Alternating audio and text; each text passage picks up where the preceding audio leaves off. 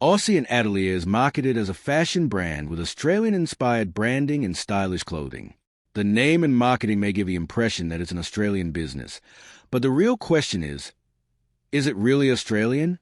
Now, to be fair, many online clothing brands use geographic names or themes as part of their branding.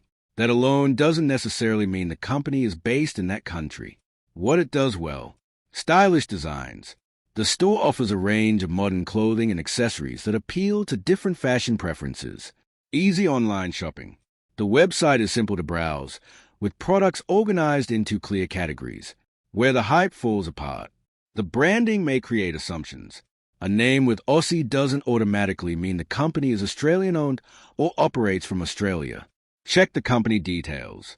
Before buying, look for information about the business location, contact details, and shipping origin. Product quality may vary.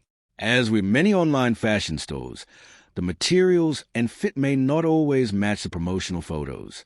So, should you buy from Aussie and Atelier? Short answer: maybe, but verify the details first.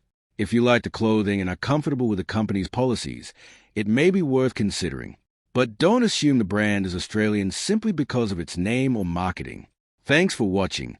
Don't forget to like and subscribe for more videos.